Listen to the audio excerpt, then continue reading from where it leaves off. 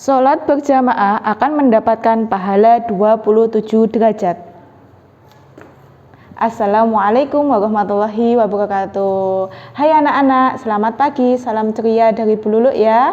Oke, hari ini kita akan memulai pelajaran kita untuk mata pelajaran fikih. Kemarin kalian sudah libur 2 minggu. Sekarang kita akan memulai aktivitas kita kembali untuk belajar. Oke anak-anak, kalian siapkan buku fikih kalian ya, buku paket kalian.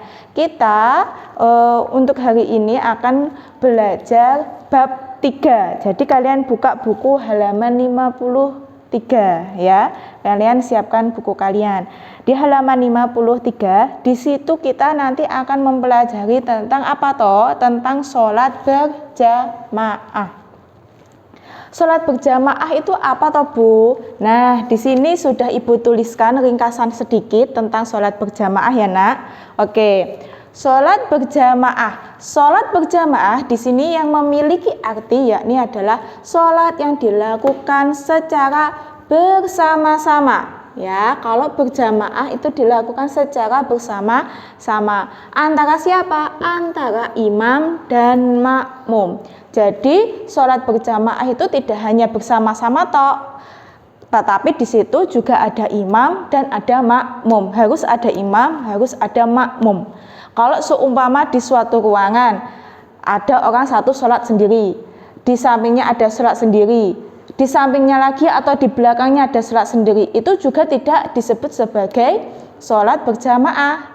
Kenapa? Karena mereka sholatnya secara sendiri-sendiri, walaupun itu satu ruangan dan dilakukan secara bersama-sama. Ya, ingat ya. Tapi yang namanya berjamaah berarti dilakukan bersama-sama. Ingat, ada ada imam dan ada makmum. Itu adalah pengertian dari sholat berjamaah. Itu. Nah, Bu, lalu kalau sholat sendiri itu disebut apa toh? Kalau orang itu sholat sendiri, itu boleh enggak? Boleh. Nah, itu disebut sebagai sholat munfarid atau sholat yang dilakukan hanya seorang diri saja. Itu ya. Nah, di sini sholat berjamaah itu dilakukan paling sedikit itu ada 2 orang. Paling sedikit ya Nak ya. Kalau paling banyak Bu, sebanyak-banyaknya. Yang dimaksud yang paling sedikit di sini apa? 1 itu menjadi imam, ya. 1-nya lagi itu menjadi makmum. Itu yang paling sedikit. Kalau cuma hanya ada 1 orang tok, contoh dia hanya jadi imam loh. Lah makmumnya siapa? Nggak ada. Kalau makmumnya nggak ada, berarti secara otomatis orang tersebut itu sholatnya adalah sholat munfarid atau sholat sendiri. Nah, kalau hanya cuma 1 makmum saja, kalau hanya 1 makmum saja, sama seperti tadi, sama seperti 1 imam saja. Jadi itu juga tidak bisa disebut sebagai sholat berjamaah. Itu disebut sebagai sholat munfarid. Karena kenapa? Karena dilakukan hanya 1 orang, ya itu. Nah, di sini sholat berjamaah, apakah kalian tahu? Sholat berjamaah itu kita akan mendapatkan pahala berapa anak-anak? Iya, pintar. Ya, itu adalah 27 derajat pahala. Itu apabila kita melakukan sholat secara berjamaah. Bu, saya mau tanya. Saya itu musolanya jauh. Nah, kadang itu juga ketika hujan seperti itu saya sholatnya di rumah, tapi sholatnya sama ayah, sama bunda, sama kakak ataupun adik. Nah, itu dilakukannya secara bersama-sama. Ayah jadi imamnya, saya jadi makmumnya. Maka itu disebut sebagai sholat apa? Itu disebut sebagai sholat berjamaah. Ya Nak ya. Nah, ternyata sholat berjamaah itu tidak hanya dilakukan di masjid ataupun di musala, di rumah pun kita juga bisa melakukan sholat berjamaah. Tetapi akan lebih baiknya kita melakukan sholat berjamaah tersebut di masjid ataupun di mushola. Ya, itu. Nah, hukum ya, peluluk tambahi hukum sholat berjamaah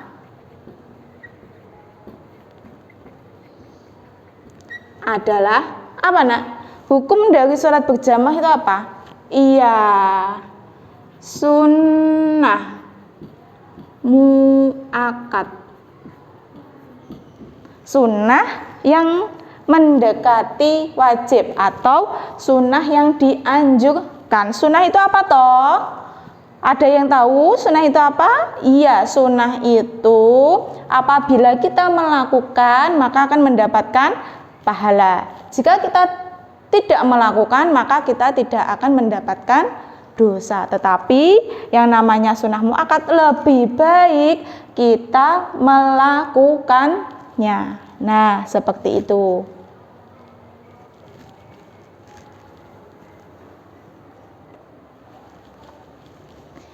Oke, anak-anak aku, Bu Lulu lanjut ya.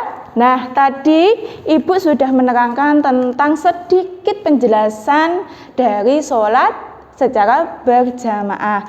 Sekarang kalian bisa buka halaman 54. Nah, di situ ada syarat-syarat untuk ketika melakukan sholat berjamaah. Ingat ya, sholat berjamaah itu tadi ada apa? Ada imam dan ada makmum. Itu. Nah, sekarang kalian bisa buka halaman 54. Di situ ada keterangan, yakni nomor 1 syarat menjadi imam. Kalian harus mengetahui apa sih syarat-syarat untuk menjadi imam. Nah, syarat-syarat untuk menjadi imam itu yang pertama, berniat menjadi imam. Nah, niatnya itu harus jadi imam. Kalau niatnya itu jadi makmum, maka dia akan menjadi makmum. Kalau seseorang itu menjadi imam, maka niat sholatnya dia itu akan menjadi imam. Yang kedua, berdiri di depan makmum. Yang namanya imam itu adalah pemimpin sholat. Kalau pemimpin sholat, yang namanya pemimpin itu harus berada di depan sendiri, ya. Yang ketiga, sehat akal dan berakhlak mulia. Maksudnya gimana, Bu? Kok sehat akal? Dia bisa berpikir mana yang baik dan mana yang jelek, atau dia memiliki akhlak yang mulia atau perbuatan yang baik. Nah, seperti itu. Paling fasih bacaan dan hafalan Al-Quran. Lalu mengetahui tata cara sholat berjamaah. Kalian kemarin di semester 1 itu kita juga sudah mempelajari tentang tata cara sholat. Nah, di sini tetapi tata cara sholatnya secara berjamaah sebenarnya sama, hanya saja di situ kita melakukannya secara bersama-sama, ada pemimpinnya dan di belakangnya ada makmum.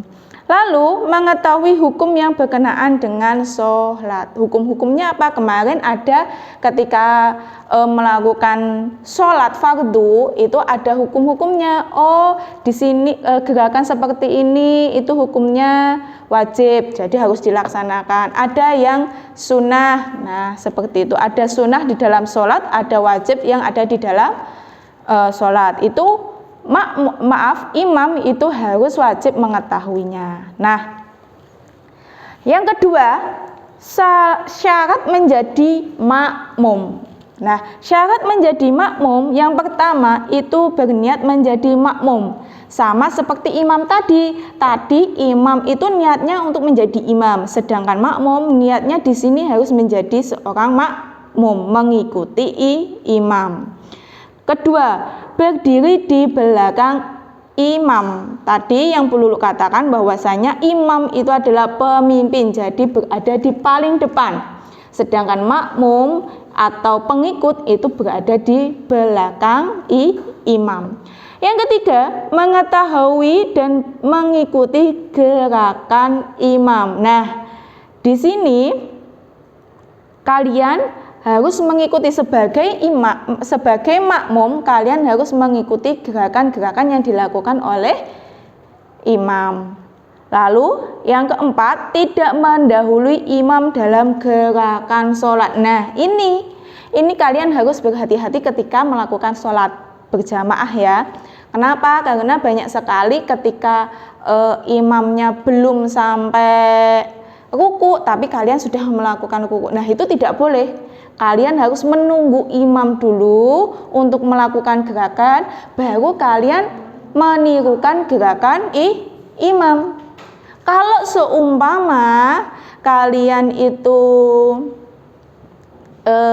sholatnya mendahului imam, gerakannya mendahului imam minimal 2 kali, maksudnya maksimal 2 kali, maka kalian nanti sholatnya akan tidak sah. Ya nak ya, jadi di sini harus berhati-hati sekali. Jadi kalian tidak boleh mendahului imam. Yang terakhir, berada dalam satu tempat dengan imam. Contoh, kita berada di dalam kalau di dalam sebuah masjid, imam ada di paling depan dan makmum ada di belakang. Itu namanya masih dalam satu ruangan, itu namanya satu tempat. Tapi jika imamnya berada di dalam, sedangkan makmumnya itu ada di luar, dalam artian di dalam ruangan itu masih ada saf atau masih ada ruangan yang kosong, tetapi kamu memilih mengikuti imam dari jauh. Nah, itu tidak sah sholatnya. Maaf, sholat mengikuti imam atau berjamaahnya tidak sah, berarti sama artinya kamu sholatnya apa? Sholat sendiri. Atau apa tadi kalau sendiri? Sholat munfarid. Nah, itu penjelasan dari Bu Lulu tentang sholat secara berjamaah. Kalian bisa mempelajari lagi atau kalian bisa mencatat catatan yang sudah Bu Lulu tuliskan tadi. Ya, kalian bisa catat di buku catatan kalian dan kalian tulis syarat menjadi imam dan syarat menjadi makmum di buku tulis kalian ya. Itu tugas dari Bu Lulu. Oke, kalian sudah paham ya dari penjelasan Bu Lulu. Nanti kalaupun kalian masih bingung, kalian bisa mengulangi lagi video tersebut berulang-ulang sampai kalian paham ya nak. Oke, mungkin itu dulu dari Bu Lulu. Mungkin masih banyak kata atau perbuatan Bu Lulu yang masih salah atau tidak berkenan di kalian, maka Bu Lulu mohon maaf. Nah, kita sama-sama belajar. Oke anak-anak, cukup sekian dari Bu Lulu. Tetap jaga kesehatan ya. Salam ceria dari Bu Lulu. Wassalamualaikum warahmatullahi wabarakatuh.